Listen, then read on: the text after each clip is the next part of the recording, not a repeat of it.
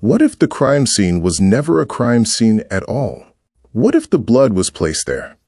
What if the doors propped open were not forced, but staged? What if the trail of evidence that investigators have spent 90 days analyzing, the doorbell footage, the blood pattern, the flower pots, the broken entry points? What if every single piece of it was constructed by someone who needed it to look exactly like that? Because that is not a conspiracy theory. That is what a forensic psychologist just said. On national television, in front of millions of people. And if he is right, then investigators have not been solving a crime. They have been reading a script written for them by the person who committed it. Welcome back to Crime Dispatch. If you are new here, we do not speculate for entertainment. We analyze evidence, we track expert opinion, and we ask the questions that the mainstream coverage keeps stepping around. This channel is built for people who think. And this case demands everything you have got. Nancy Guthrie, 72 years old, retired, living in a quiet residential neighborhood in the Catalina foothills of Tucson, Arizona. The mother of Savannah Guthrie, the co-anchor of NBC's Today Show, one of the most recognizable faces in American morning television. On the morning of January 31st, Nancy was gone. Her back doors were propped open. Her front door showed signs of exit. There was blood on the porch. Blood drops that pattern analysts described as aspirated, consistent with someone coughing from an injury. A flower pot had been used to wedge open the rear access point. Her medication sat on the counter, untouched. And that is roughly where the official picture stops. Because 90 days later, 30,000 tips processed, DNA sent to the FBI, doorbell footage circulated globally, there is no arrest. There is no named suspect. There is no confirmed motive. Nothing. And this week, 3 of the most credentialed criminal minds in the United States sat down and told the country why. Their answer is the most disturbing thing I have heard in 12 months of covering this case. Stay with me. The CW aired a special this week, hosted by investigative journalist Anton. He brought in 3 names that matter in this field, people whose work shapes how law enforcement actually thinks about violent crime. Dr. Ann Burgess, FBI behavioral scientist. Her decades of research into criminal psychology helped build the behavioral analysis unit that the television series Mindhunter was based on. When Ann Burgess speaks about a crime, federal investigators listen. Dr. Gary Brucato, forensic and clinical psychologist. He has spent his career studying the mechanics of violent crime, how it is planned, how it is executed, and how perpetrators construct false narratives around what they have done. Dr. Casey Jordan, criminologist and behavioral analyst. One of the most articulate voices working at the intersection of forensic science and public communication. Anton gave them everything the public knows. The doorbell footage, the timeline, the ransom notes sent anonymously to TMZ, the blood evidence, the flower pots, the medication, the 16 hours between the last confirmed contact and the moment anyone raised an alarm. Then he asked them the question, who did this? Their answers did not agree on every point, but where they converged, where all 3 arrived at the same conclusion from different directions. That is where this case breaks open. All 3 experts assessed that the person who appeared on Nancy's porch that night was not a random actor, not a stranger who selected a house from the street. Someone with knowledge of that property, knowledge of the layout, knowledge of the access points, knowledge of who lived there, and, critically, what her routine looked like. Dr. Burgess made a distinction that I want you to hold on to, because it matters later. She said Nancy probably did not know the person who came for her. The operative, and I am going to use that word deliberately, because that is the framework the experts applied. The operative knew the target. The target did not know the operative. Think about what that describes. Not a close friend. Not someone Nancy would recognize in a mask at 2 in the morning and feel immediately suspicious of. But someone who had been close enough to her world. A service worker. A guest at a gathering years ago. A friend of a family member. To know the property. To know the access points. To know when to move. Dr. Jordan offered a different entry point into the motive. She raised the possibility that the original intent was theft, a burglary, and that the abduction occurred only after something went catastrophically wrong inside. Her reasoning is worth examining carefully. You do not know what was or was not taken from that house just because nothing obvious was reported missing. Items can be removed that nobody connects to the crime. Plans can shift in a moment when a situation deteriorates faster than expected. A burglary becomes an abduction when the burglar suddenly has a much larger problem than a stolen item. But Burgess disagreed. She said she does not believe the motive was theft. She believes a different purpose brought the person into that house, and that before long, something went south. And then she said something that stopped the room. She said the person on the porch may have been eliminated afterward. Killed. By someone she called the boss. Anton pressed her directly. He said, "So the person we see at the front door could be dead?" Burgess said, "By the boss, right. It was well planned. They have gotten away with it. And they have pulled a type of case that we have never seen before, as far as we know. Let that settle." The woman who helped build the FBI's profiling methodology. One of the foundational architects of behavioral criminal science in the United States. She is sitting on national television saying this crime has no precedent in the behavioral science literature. None. And that the operative, the person captured on that doorbell footage, may no longer be alive.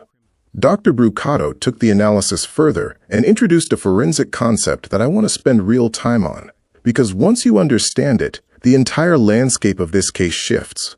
He calls it elimination murder. Not a crime of passion, not rage, not impulse, not revenge in the conventional sense. Pragmatic removal. The victim is in the way of something the perpetrator wants, and the decision to remove them is cold, calculated, and premeditated.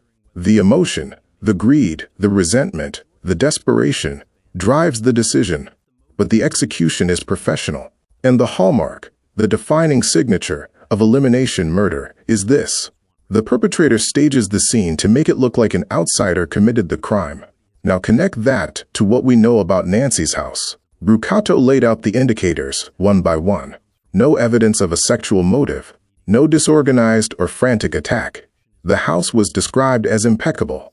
Nothing ransacked. Nothing overturned. No evidence of a chaotic search for valuables. The perpetrator did not leave the victim at the scene. In stranger crimes, random attacks, opportunistic violence, bodies are typically left where the violence occurred. The perpetrator has no reason to move them, no reason to manage the scene. But Nancy was removed. And the staging, the propped doors, the flower pots, the blood at the entrance, creates the specific impression of an outside abduction. Someone forced their way in. Someone took her. That is the story the scene tells. Brucato then listed the motivations that drive elimination murders. And I want you to hold each one of these as we move through the rest of this analysis. Money. The victim is standing between the perpetrator and financial gain. An inheritance, a property, a debt that has been refused. Knowledge. The victim witnessed something, or knows something, that could destroy the perpetrator's life. Burden. The victim requires caretaking that the perpetrator wants to escape. Grudge. A deep resentment that has been building quietly, sometimes for years, without the victim even knowing it exists. And then he said the thing that connects every one of those motives to the structure of this investigation. He said, in an elimination murder, the perpetrator is almost always someone close to the victim. Someone who would be the first person investigated if the crime looked personal. So the staging exists to push the investigation outward, toward strangers, toward random criminals, toward phantom kidnappers demanding Bitcoin through celebrity gossip outlets. Because if investigators are looking outward, they are not looking inward. And if they are not looking inward, the person closest to the crime is the safest person in the room. I need to stop here, because before we go further into the expert analysis, there is something that has been confirmed this week that has not been connected to Brucato's staging theory yet. And when you connect them, the picture changes. In every missing person case you have followed, every one, the victim's friends appear within 48 hours. They are on local news. They are holding candles at vigils. They are telling reporters what kind of person the victim was, who she loved, what she feared, what made her laugh. That is what happens. Universally, without exception, it has not happened here. 90 days. Not one of Nancy Guthrie's close friends has appeared on camera to talk about who she was. The people who shared her daily routine, who heard her worries, who sat with her over coffee and knew her life from the inside. Silence. And this week, a reporter confirmed the reason. The Guthrie family asked Nancy's closest friends not to speak publicly. The family offered an explanation. They said the request was to protect the investigation, that law enforcement often asks witnesses and close contacts to limit their public statements to avoid compromising active leads. That explanation is reasonable. It is standard practice. But here is the detail that matters. The request came from the family, not from law enforcement. The family made the decision to restrict the voices of the people who knew Nancy best. Now, hold that next to Brucato's staging theory. If the crime scene is real, if Nancy was genuinely taken from her bed and carried through that house, then investigators are working with authentic evidence. The blood tells them something real. The DNA tells them something real. And eventually, the forensics lead somewhere. But if the crime scene was staged, if the blood was deposited deliberately, if the flower pots were placed to suggest an entry route that never occurred, if the back doors were opened from the inside to create the impression of a multi-point breach, then investigators have spent 90 days analyzing a fiction. And in that context, the silence around Nancy's friends takes on a specific weight. Because the last thing someone who staged a crime scene wants, the absolute last thing, is a close friend of the victim going on television and saying something that does not match the staged narrative. Something like, "Nancy told me she was worried about a specific person," or "Nancy mentioned she had been arguing with someone about money," or "Nancy said someone had been pressuring her recently." One sentence from the right friend, one detail that contradicts the constructed story, and the entire staging comes apart. The family says they asked those friends to stay quiet, to protect the investigation. That may be true, but the effect of that silence, whether intended or not, is that nobody who spent real time with Nancy in the weeks before January 31st has shared what Nancy was thinking, what she was feeling, whether she was afraid of anything, whether she mentioned a loan being refused, whether she talked about money, whether she said anything about feeling unsafe. Her friends would know, and they are not talking. Brucato then walked through the specific mechanics of how a scene like this could be fabricated. And I want to be precise here, because he was precise. He said it is entirely possible that Nancy's house is not the crime scene at all, that Nancy could have been harmed at a different location, and that someone returned to her residence afterward and constructed the evidence of a break-in. The blood drops on the porch, described as aspirated, consistent with someone coughing from an injury, can be reproduced with a syringe. The pattern that looks like trauma can be manufactured. The flower pots positioned at access points could have been placed deliberately to suggest a planned entry route that never actually happened. The back doors propped open could have been set from the inside, by someone leaving, not someone entering, to create the visual of a forced breach from outside. He acknowledged that this is a less likely explanation than the straightforward reading of the evidence. But he emphasized, staging of crime scenes is common. It happens frequently.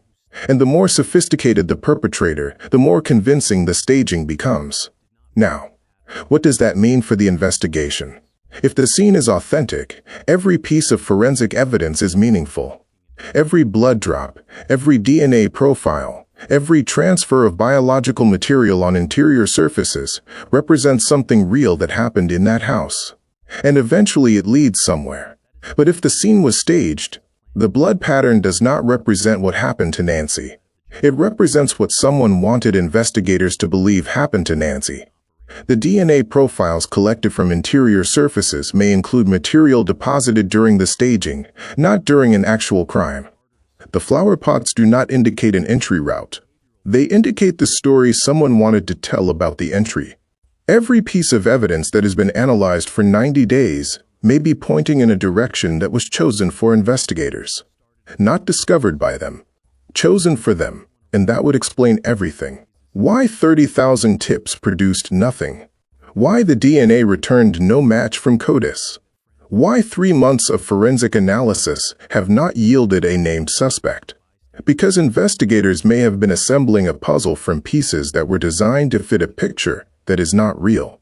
There is something else Brucato noted about the doorbell footage, and it reframes how we have been watching it. He pointed to the remarkable calmness of the person on the porch. No visible anxiety. No rushed movements. The person strolls, adjusts his position, moves with the composure that Brucato said made him stop and reconsider the entire premise. What if that person is calm, because the crime is already over? What if Nancy is already gone by the time this figure appears on the porch? What if the 42 minutes of footage do not capture someone preparing to commit a crime, but someone completing the final act of staging one? Burgess and Brucato both described a figure behind the operative. Someone more dangerous. Someone who has not appeared in any footage, has not been mentioned in any tip, and has constructed an almost perfect buffer between themselves and the physical act of the crime. Their descriptions converge in ways that point to a very specific type of individual. Brucato described someone with antisocial personality traits and psychopathic qualities, not developed overnight, built across a lifetime, a history of scheming, manipulation, cruelty that predates this crime by years, a pattern of treating other people as tools, as instruments to be used and discarded. He said if this individual is local, there is a trail of people who have had ugly encounters with them, arguments that escalated over nothing, ego-driven confrontations, a pattern of hot-headed, grudging behavior that the people in their orbit would remember clearly. Burgess described someone who may be watching the media coverage of this case with satisfaction. Someone who sent the operative to that front door knowing he would be recorded, and potentially used that footage as leverage. A living piece of evidence that, if the operation ever unraveled, could be directed at the operative rather than the architect. Send the person you want to take the fall, put him in front of a camera, and if it ever comes apart, there is your suspect. Jordan raised the concept of a narcissistic puppet master, someone who derives pleasure from controlling the narrative. The ransom notes sent to TMZ, the media frenzy, the public speculation spiraling across millions of screens. All of it potentially feeding the ego of someone who sees themselves as the architect of a mystery the entire country cannot solve. But Jordan also introduced a counter-theory that complicates the entire expert consensus. She said she has become increasingly open to the idea that this could be beginner's luck. Not brilliance, not professional execution, incompetence that accidentally outpaced the investigative playbook. She said investigators may be looking for the wrong kind of criminal. They are searching for someone organized, methodical, experienced. And what they may actually be dealing with is someone who stumbled through the entire operation and got away with it, purely because their incompetence did not follow the patterns investigators are trained to recognize. She pointed to specific behaviors on the doorbell footage. The operative waves a plant in front of the camera lens. That is not sophisticated counter-surveillance. That is someone who genuinely believes a plant blocks a lens. The holster is worn on the outside of the jacket. That is not tactical. That is someone who has never carried a weapon operationally. The overall presentation is not professional. Jordan called it the confidence of a toddler walking into traffic. Not the composure of someone who has done this before. The obliviousness of someone who does not understand the danger they are in. But she added a critical qualifier that I want you to hold. Even if the person on the porch is an amateur who stumbled through this, even if this started as a burglary and spiraled, the behavior of everyone around the case afterward raises completely separate questions.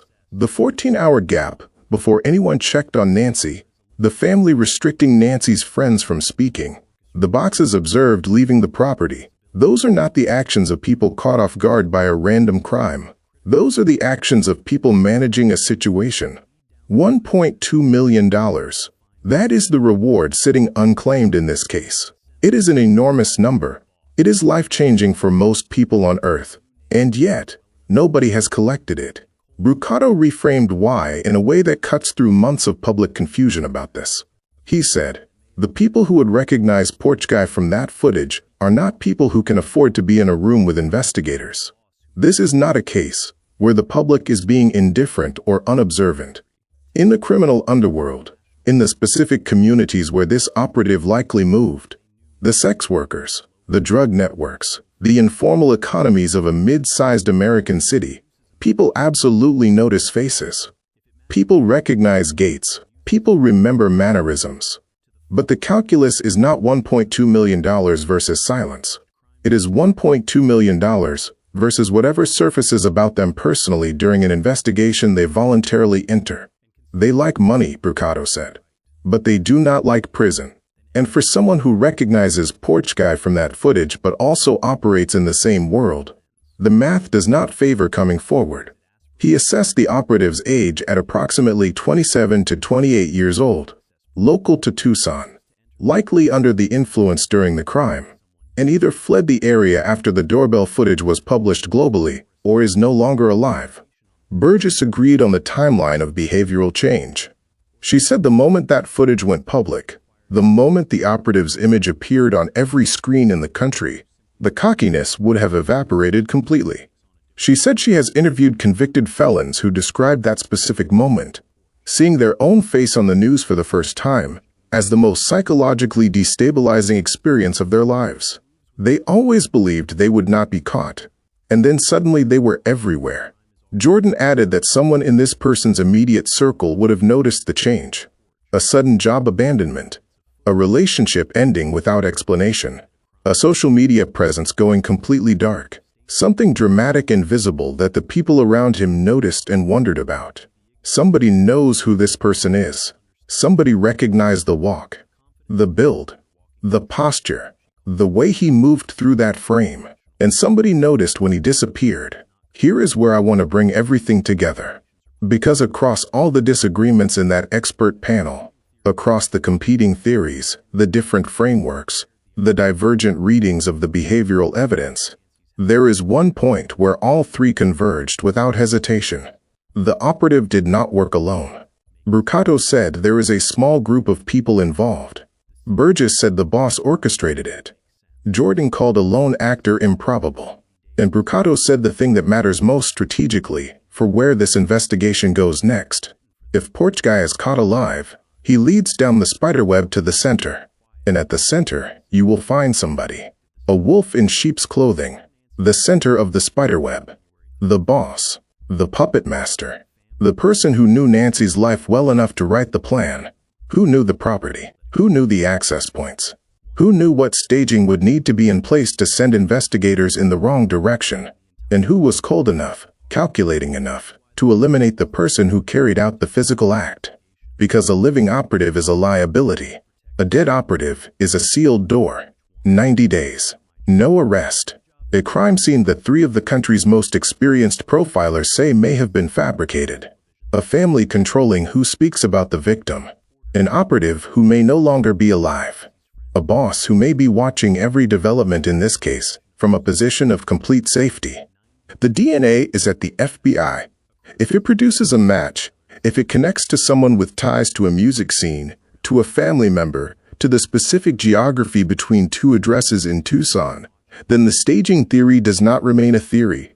It becomes the explanation for why this investigation has produced nothing for 3 months. Because investigators may have been handed their evidence by the person they are looking for.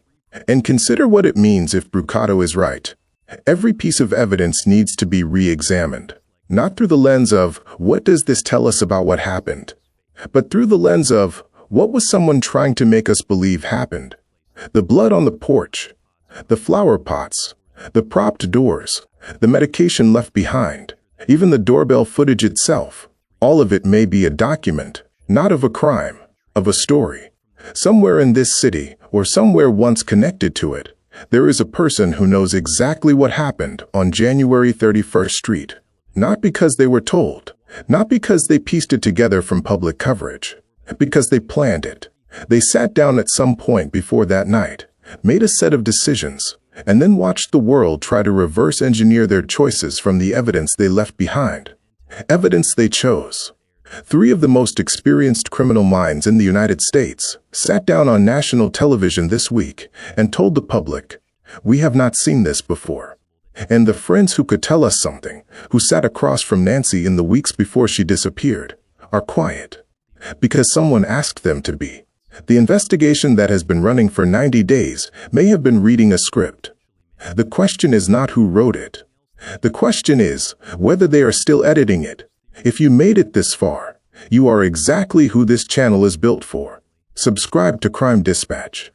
Turn on notifications so you do not miss the next development in this case. Drop your analysis in the comments. Do you believe this crime scene was real, or was it constructed? Because 3 credentialed forensic experts just told the country it may have been built for investigators, not found by them. And if that is true, nothing about this case is what it appeared to be from the very first hour. Crime Dispatch. We followed the evidence wherever it leads.